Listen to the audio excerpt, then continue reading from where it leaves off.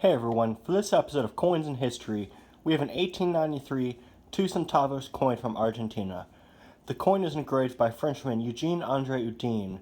On the obverse of the coin you can see the Argentine coat of arms, which consists of two laurel branches, between them a pair of shaking hands, and a liberty cap on a pike.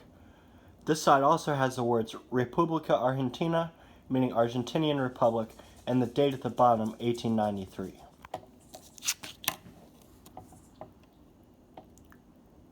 The reverse of the coin displays a head of freedom wearing a liberty cap facing left. The word libertad, meaning liberty, is at the top, while the bottom shows the value and denomination, 2 centavos.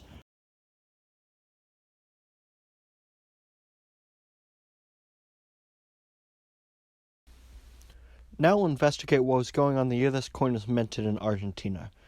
These were particularly radical times, which is demonstrated by the Revolution of 1893, which was largely a two-phase war. The objective was a movement by the Radical Civic Union, which had formed 2 years earlier to dispose of the currently legally formed government of the National Autonomous Party, or PAN, and replace him, though the group debated on how to do it. The leaders of the Radical Civic Union, which goes by the Spanish initials UCR, was led by three main people. The first was Hipólito Yrigoyen, who would later go on to become the first democratically elected president of Argentina. Next there was party founder Leandro Elim, and finally lawyer politician Aristobulo de Valle. These three, despite all wanting change, often disagreed and quarreled inwardly. In the first phase of the conflict, de Valle was appointed to the Minister of War, almost giving him the power of Prime Minister. This gave the UCR unique opportunity to attempt to take control. Violence first broke out on July 28th in San Luis province. This was a decisive victory by the rebels led by Teofilo Sá, who would become governor. 2 days later, there was another insurrection which resulted in the UCR making Mariano Candioti the new governor in Santa Fe.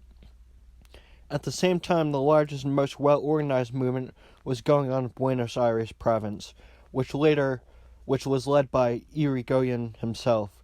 Simultaneously at dawn in 82 cities, a total of 8,000 troops rose up, eventually capturing the capital and putting in Juan Carlos Belgrano as governor.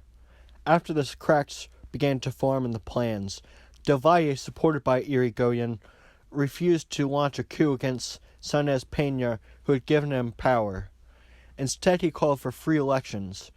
Another strategic mistake was that Elim also freed President Carlos Pellegrini, who was arrested by revolutionaries. Pellegrini, after being released, then went and gathered the support of PAN members, including in Congress.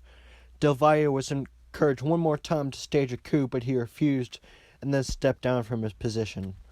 This gave the UCR little other choice than to lay down their weapons and surrender, which is exactly what happened on August 25th. However, as I mentioned earlier, this was a two-phase war. 2 days after Del Valle's resignation, Elim staged an uprising in the Corrientes province and ousted the existing governor. Yrigoyen, however, did not support this movement and saw it as disorganized. This left Elim operating essentially alone for the remainder of the war.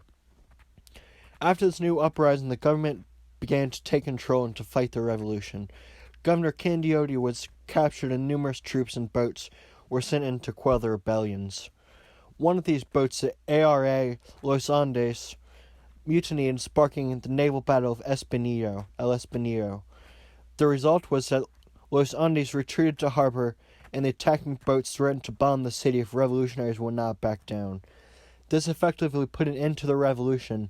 Not long after, on October 1st, Elim was captured and sentenced to 6 months in jail. This is Coins in History.